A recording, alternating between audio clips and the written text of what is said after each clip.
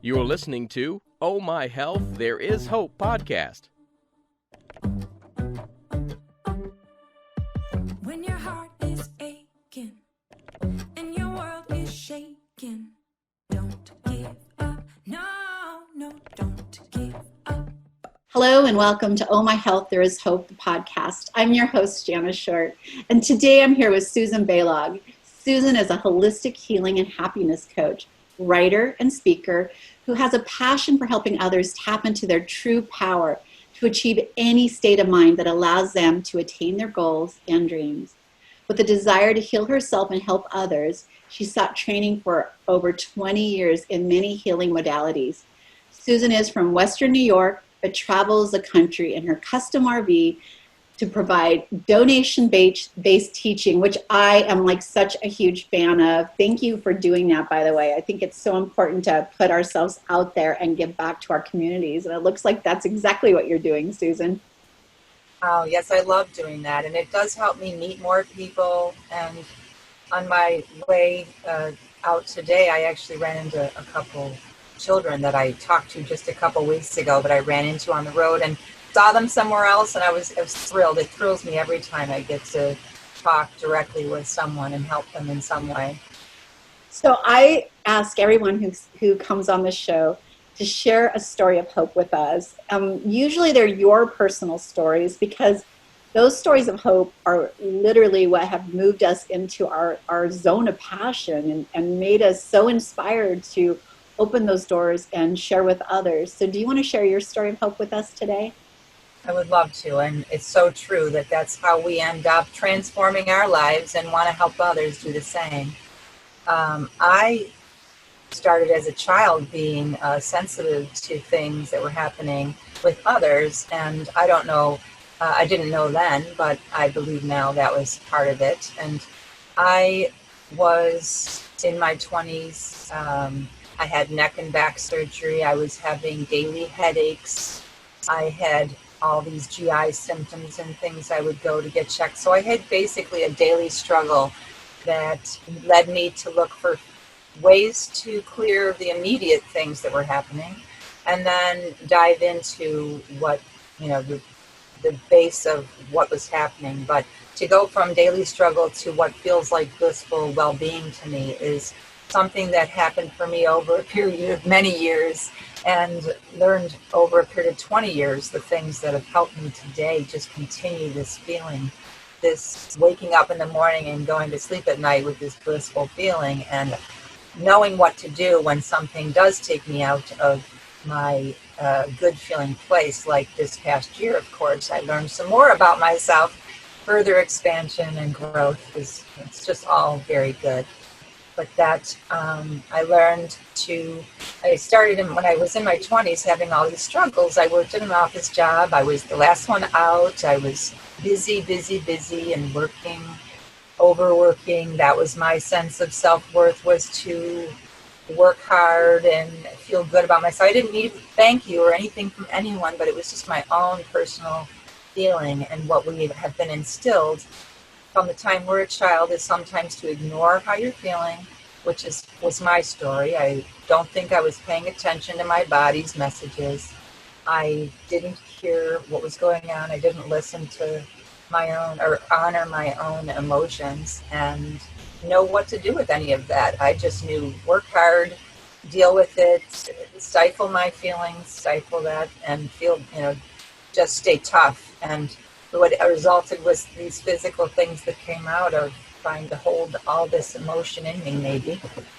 And I decided to do things that I could do for my immediate physical issues, which was taking Reiki classes and being trained in that, and being trained in Qigong later on.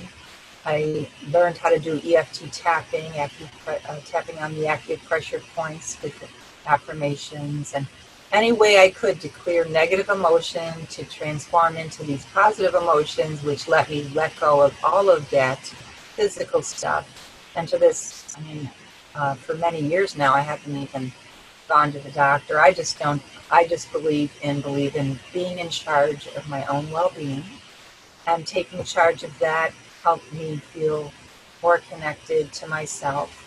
The meditation, the deep breathing that came from all of these things, that I believe connecting with yourself and your energy is the direct route to healing and happiness for everyone, is to just bring harmony of your mind, body, and spirit together and transform all of what has been, and let it go, because you just start to feel more connected to yourself when you're doing that breathing and meditation and paying attention to yourself.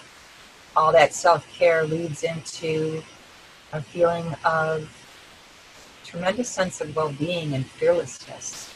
You're more connected to yourself. You don't feel insecure. You don't feel that you don't belong somewhere. You feel that you belong everywhere you are, and it's just a wonderful way to transform into the person you want to be, the authentic you, not the perfect you, just who you want to be, just who you are naturally.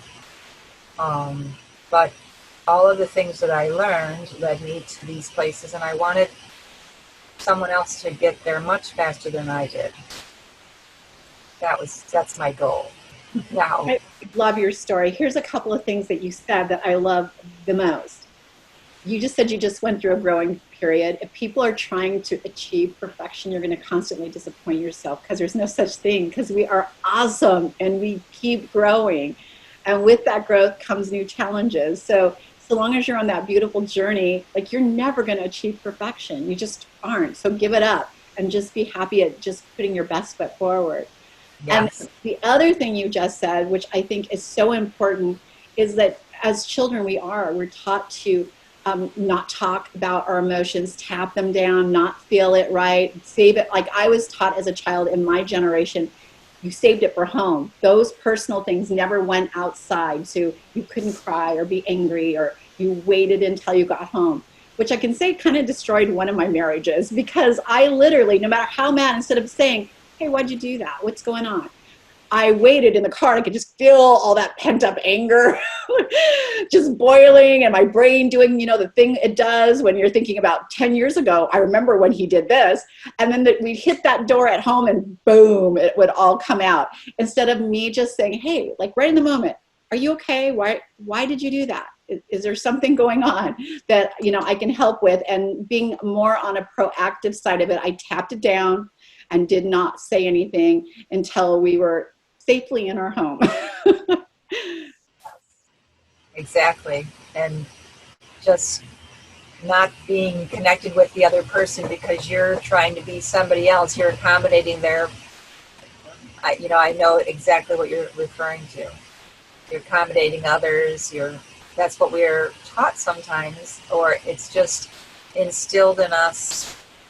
Stifle our feelings. Don't listen to what, when you're out and about, be prim and proper, and that's how I felt as well. I feel like learning how to communicate is something that we try to teach our children, right? We try to teach them, like, use your words, what do you need? But somehow or another, that is a skill that we are always learning, because we're learning to do it with new friendships. We're learning to do it in the workplace. We're learning to do it with people maybe we don't care to be around so much. Like, how do I communicate when this person's around me? And so I think learning to communicate and how to communicate through love, joy, acceptance, and forgiveness is a huge part of releasing yourself to be in that space. Because one of the things you said is you feel like you fit in now. And when you don't feel like you fit in, that is literally something you need to work on yourself. It's the only reason you're not fitting in is because of something inside not allowing you to be a part of that. So when you're able to start releasing those feelings, and like sometimes I didn't fit in, but I didn't even know it, because I felt so comfortable in this space because I was just loving the moment. But I literally probably didn't fit in, but I didn't feel that I didn't. I was just happy to be there. We just have to learn to just be comfortable I think that it's okay to be comfortable wherever you are, no matter what the setting. And know you belong wherever you are. And if it's something you enjoy, you stay, and if you don't, you find other places to go or other people to make friends with.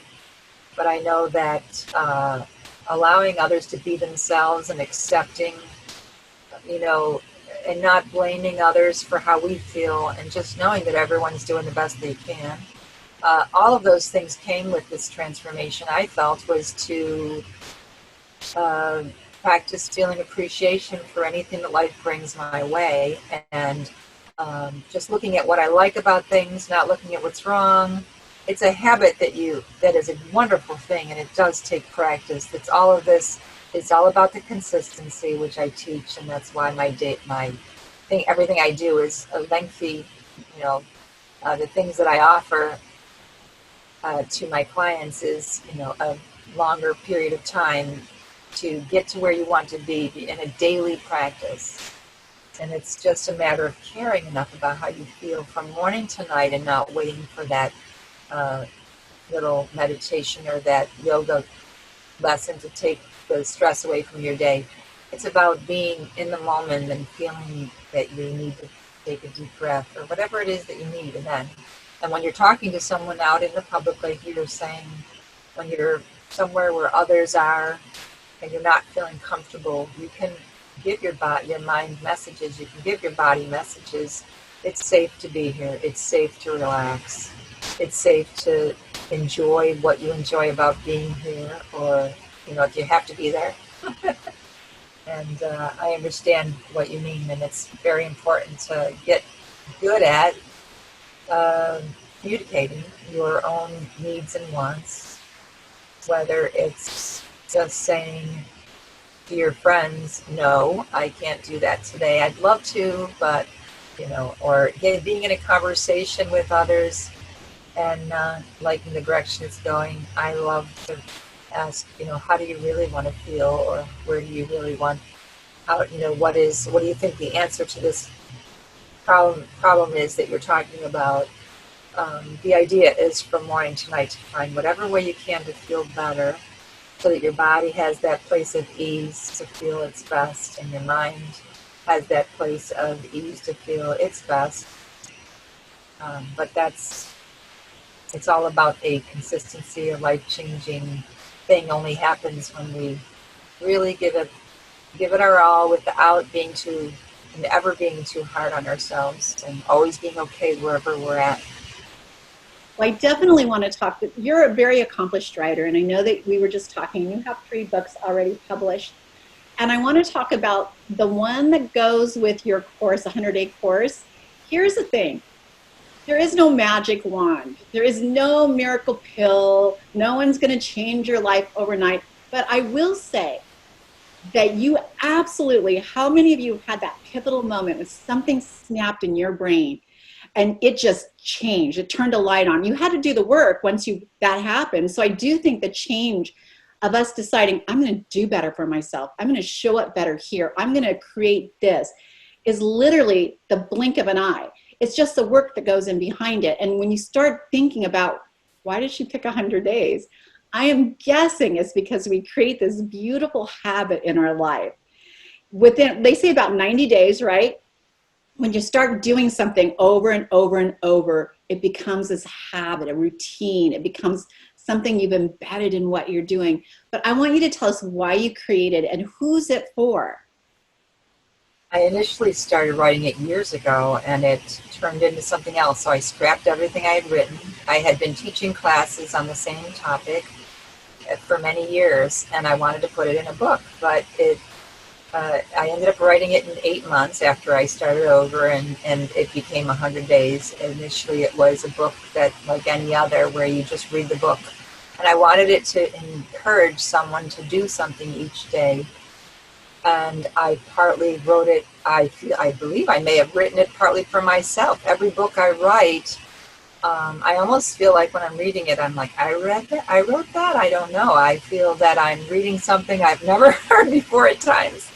So I pick a page and read it myself, and it is something that I wanted to remind people each day of how they want to feel, that they have a choice to feel how they want to feel, and it may not be something you can just snap your fingers to, but some things you can immediately shift your energy, and some things that take a little longer. And once you start to use something like that on a regular, a daily or a more consistent basis, and you see the results even just a little bit, it gives you this confidence, this newfound empowerment, this feeling of, knowing that you can do it. You have the ability to transform your mind, how you feel, and your emotions. You have the ability to transform how you feel about life and connecting to yourself and becoming that, having that one pointed focus on, I want to feel better no matter what. I'll do whatever I can each day, and lightly doing it as well. But I wrote it partly because it took me a long time to get from where I was to where I wanted to be, and I wanted others to get there much faster. But I also wanted to teach that it's about being consistent in your thought. And many people want something, just as I did, and think about it, contemplate it, want it, write it out, plan it, say they're going to do it, and we'll take a class like in a fitness class or something that makes them feel good, or a yoga class, or do meditation. But don't go that extra yard in transforming fully, because they're not doing it consistently. So that is what the key is practicing how you want to feel was the big thing for me that helped me get to where I was just to learn to just redirect my thoughts, redirect my energy, redirect my desire, just focusing on how I wanted to feel.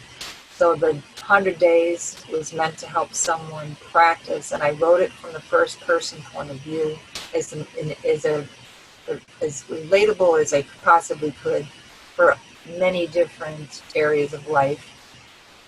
Each day is a different topic, but it also confirms or continues to repeat itself at various times, but not excessively. But it's to instill those feelings and being as relatable as I can. I've gotten such wonderful feedback from people saying they read it to their daughter, who was a teenager who was having anxiety and depression, and it made her feel better in just 3 nights of reading it.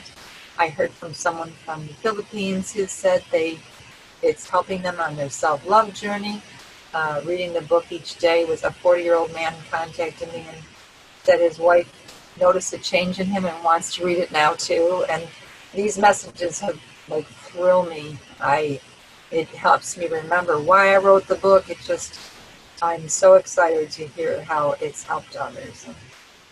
It's all about, saying I am, but some of those affirmations don't work for people. So I have a ton of questions in my books. They ask the questions that get you thinking and feeling how you want to feel. And your subconscious mind, just like you teach NLP, someone told me when they read my book, one in particular told me that they love my NLP techniques. And I did not intend for that. I didn't know that's what it was. It is what I was intuitively guided to write. Those are the best, by the way. Yeah, the questions get you thinking and feeling how you want to feel. It helps your subconscious mind start to do what it does naturally, is to want to answer the questions. And you don't have to do any further, you don't even have to dig up old wounds. You just guide yourself to feel how you want to feel. Ask yourself, how does it feel when I allow myself to feel this way? Whatever way you're wanting to feel at any moment, just asking yourself, how does it feel when I allow myself to feel this? Clarity, happy, ease, well-being, abundance. How does it feel when I allow myself to feel blissful, or just to feel more at ease than I do right now? And it immediately, it helps your body respond, sometimes in that moment, and sometimes it takes seconds, minutes, or hours from the time you're saying it, and you start to notice the changes. It's wonderful. I love it. I'm totally getting that book because I'm going to gift it to my granddaughter because I feel like what we teach our youth right now makes a generational change, right? So they watch us, they learn by watching us, they learn by communicating with us, and they learn by that kind of education we're feeding them. And I feel like when we can make that adjustment, that we are creating a generational change that hopefully one day she'll pass on to her kids and their kids will pass on to their kids and they'll be adding more very special things with it. So I'm totally getting it and giving it to my granddaughter. And one of the things you talked about doing the 100 days, which made me think of this little story my husband tells me all the time. It's so important to not wait for the yoga class, like you said, or wait for the breathing class. If things are going on, you need to check in with yourself every day and give yourself what it needs to, keep thriving or make it to that next class. And he would tell me all the time, he would give a cardiac medication to one of his animals, like he's a veterinarian. And they'll start feeling so much better. And then a couple months later, they'll be in cardiac arrest or critical cardiac event has happened. And he'll ask the owners what happened. Well, they were doing better. So we stopped giving them the medication because they were better. And here's the thing, we are better, right? When we start feeling good and we stop doing the things that are making us feel good because we feel good until we have those critical moments. And that's exactly what I think about with everything you're saying is that you have to keep, you don't stop eating, right, until you pass out. You feed yourself every day. It's a machine. Well, you have to feed yourself that love, that nurturing, that where you're touching base with them.